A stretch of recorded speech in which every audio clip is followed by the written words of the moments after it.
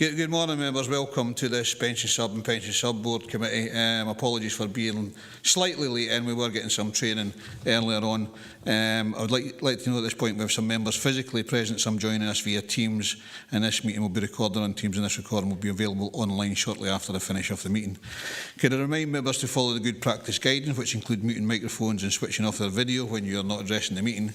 And should you wish to contribute to any, you should write "speak" in the Teams chat function, and you'll be invited to speak in order about new issues. Should your question or issue be raised by a previous speaker, please withdraw your request so that we deal with the business as efficiently as possible. The usual standing orders apply, including that any votes will be undertaken by roll call, not that there's many ever taken.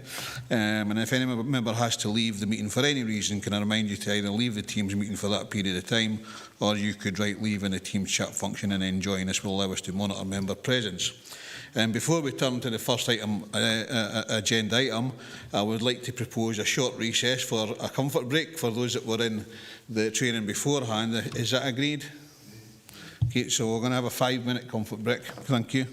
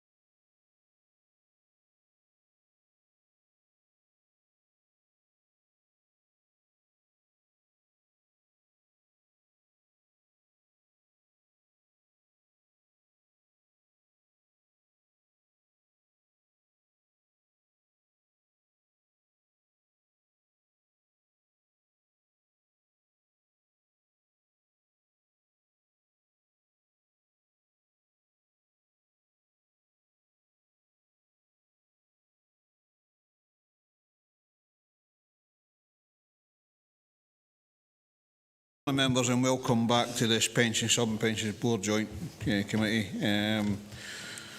Apologies for that small delay. We did have an hour's training before on Teams and in the room as well, so we had to have a small comfort break there. We'll go to item 1 on the agenda, which is the SEDA and apologies and the Chair's approval of members' remote participation for Pensions Subcommittee. Tracy? Thank you, Chair. Good morning, members. We've got 7 members of the subcommittee present in total, 3 members present in person, being the Chair, Councillor Dorward and Councillor Hislop, and 4 participating on Teams, being the Vice Chair, Councillor John Campbell, Councillor Ingalls and Councillor Thompson. I've got 1 apology from Councillor McGregor and 3 members not present at the start of the meeting, being Councillor Mail, Slater and Wood. Thank you very much. And I approve remote participation for the Pension Subcommittee. We've then got the SEDA and apology Chair approval of members' remote participation for the Pension Board. Chair, we've got 4 members present in total, 3 members in person, being Councillor Andy Ferguson, Councillor Walters and Phil McGrogan. And I've got 1 on Teams, which is David Stainthorpe, who was appointed as the Chair of the Board prior to this meeting this morning, and 3 apologies. Thank you very much. Congratulations, David. Look forward to working with you in the future, and I do approve remote participation. Are there any declarations of interest for the Pension Subcommittee?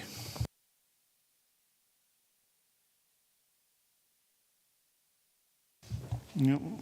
Any declarations of interest for the Board?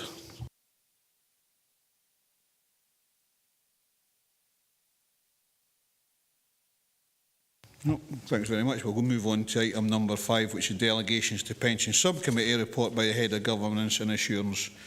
In line with procedure, this is the first item of business for each committee and will detail its delegations. This procedural report sets out the delegation of the subcommittee as agreed by the full council. Anything to add, Paul?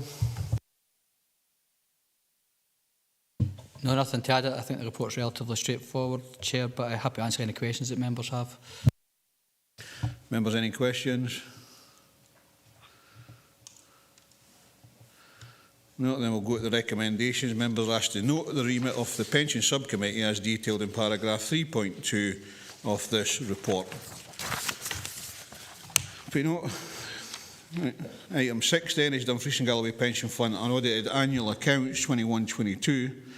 This report is also procedural and ensures compliance with accounting regulations which state that draft accounts are submitted to members no later than the 30th of June, following the relevant year end. Following this meeting, the accounts will be sent to Grant Thornton, the external auditors for the fund, and the accounts will be subject to review and audit through the summer, with the final audit accounts and Grant Thornton's audit report being presented to this committee and board in September. Karen Donaldson is available to provide more detail should members require it. Karen, have you got anything to add to the report? Thanks, Chair. Just to say, obviously, apologies for the sort of lateness of the circulation of the accounts. It's a little bit unavoidable just due to the sort of time it takes to get information from the fund managers and the sort of actuarial statements, which we don't usually get till early June. So it's a bit of a tight turnaround to get things finalised. But as you said in your introduction, that these will be subject to audit and sort of public sort of scrutiny over the summer. So appreciate that members probably wouldn't have had time to read them at this stage, but feel free for members to contact me directly if they've got any questions between now and the next committee when they'll get consideration of them again. Okay, thanks very much, Karen. Members, any questions? Ivor? I'm a bit pedantic, but it says in paragraph 1 they will be tabled at the meeting. I take it that includes the email copy we got yesterday. That's fine. It's always right to challenge Ivor and be as pedantic as you want. Any other members? Okay, members, the recommendation is we're asked to note the pension funds unaudited annual report accounts for financial year end 31st of March, which will be submitted to the external auditors for review. And as I said, we will get a look at after the summer recess at the next pension subcommittee.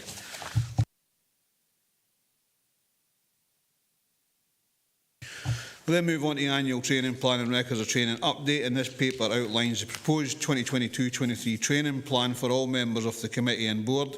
This is a standing item on the agenda in which members will receive an update on the training plan progress at each meeting. Training is key to ensure members have the knowledge and skills to enable them to fulfil their role on the committee and board. All members are reminded of the mandatory requirement to complete the pension regulator training, and the officer are going to organise sessions to assist with this training requirement. Is there anything else to add to that, Ross? Paul?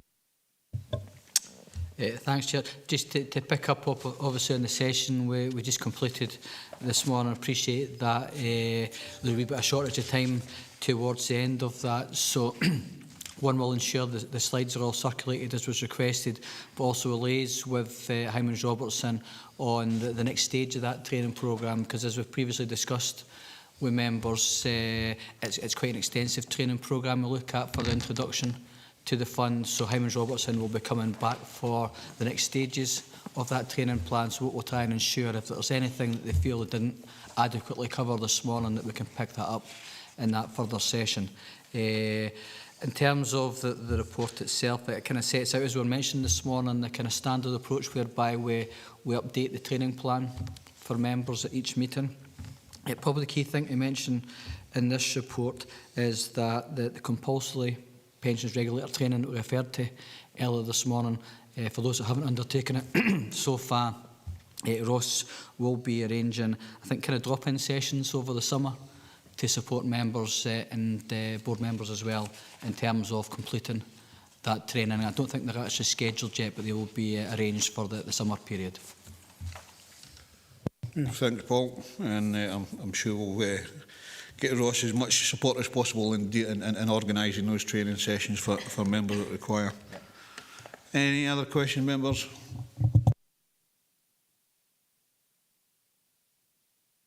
No, then we'll go to the recommendations in. We're asked to note 2.1, and I see there's a bit of a change, and it's 2.2 rather, it's 2.3 in the recommendations.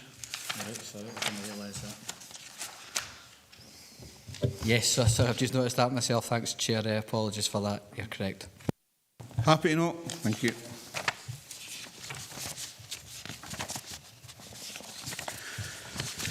Okay, we'll then go on to item 8, which is the pension fund and emerging issues update. This paper is a regular item in which members are provided with a quarterly update on the current and emerging issues relevant to the pension fund. The report highlights the previous investment strategy is now complete. For new members of the subcommittee, a brief summary of the MacLeod legal case and the structure review has been included for information, and these matters are long-standing and work on them is ongoing. Karen Donaldson is available to answer any questions members may have, unless you've got anything to add to it, Karen. I think you've covered everything, Chair. It's just to say that the latter sort of subjects that are covered in the report, we will bring information back to members as and when required. It was more just to sort of make sure there's sort of general awareness of some of the ongoing issues, but there's nothing significant to report at this stage, but happy to take any questions.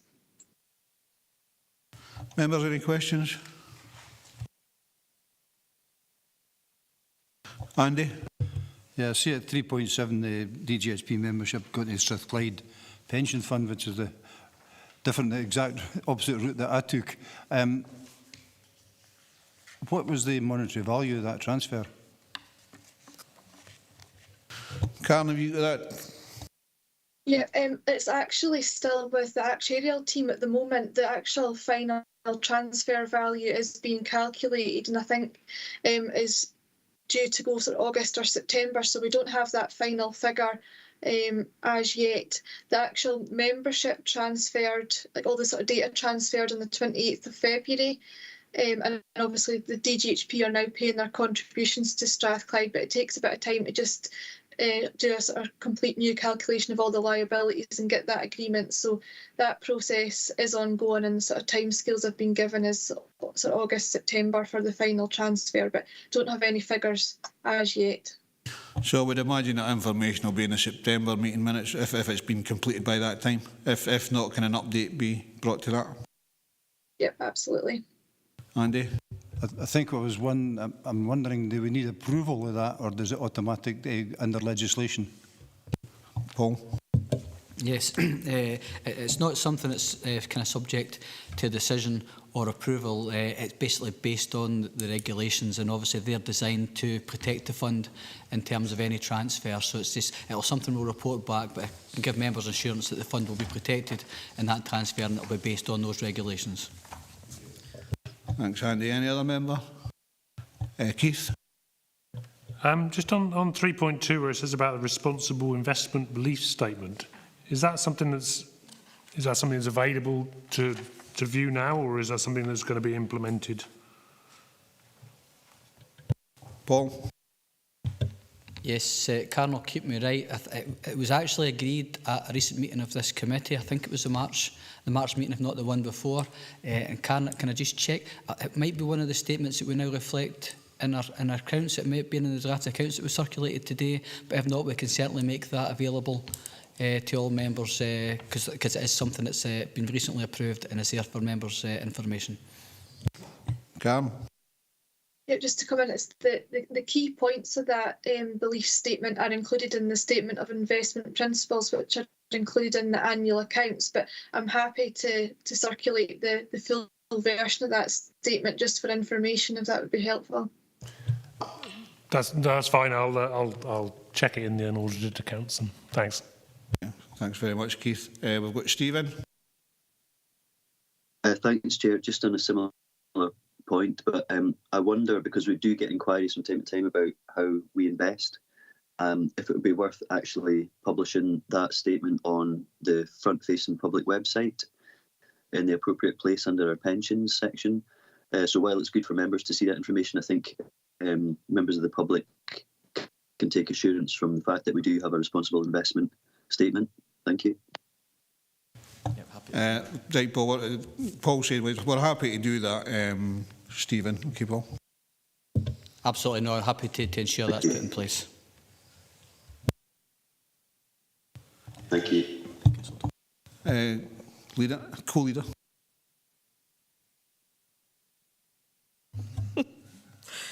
Thanks, Chair. It's item 3.11, 3.12, McLeod legal case. I don't want to go into the toing and froing of that. There's a couple of questions arising from 3.12 for me anyway. Second sentence, with substantial administration exercise to review records of those impacted by the ruling. Can anybody quantify the timescales or potential timescales for that?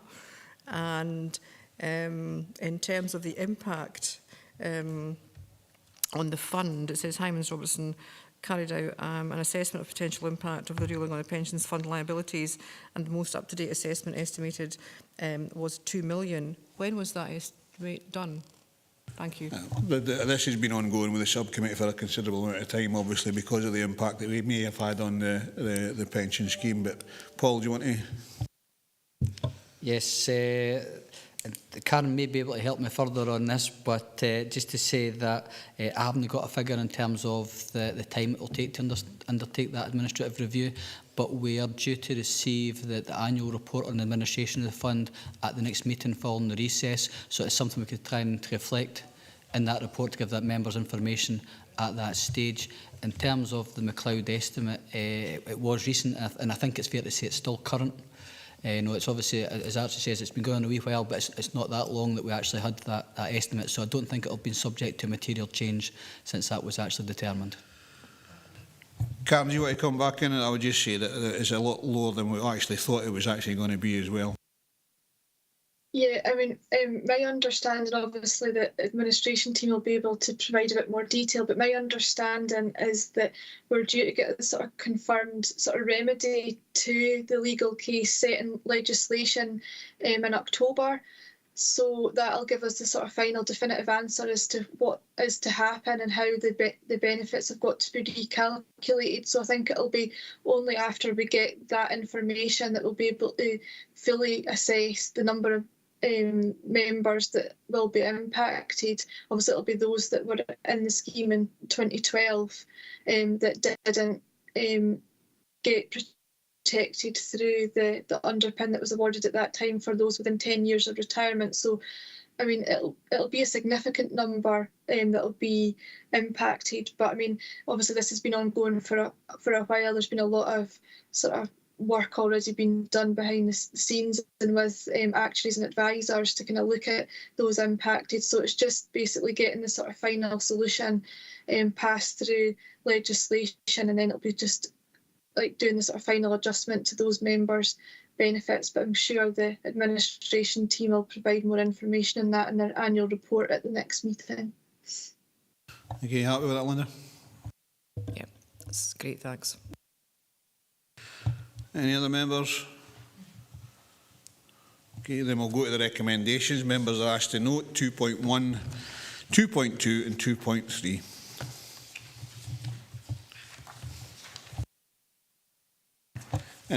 I have, as on item number 9, I have no other business brought to my attention. Then I'm going to item 10, which is the Local Government of Scotland Act 1973, where we asked to go into private session. Are we happy to do so? Thank you. I think there's another Teams thing in the calendar for you to go into, so I'll see you in a minute.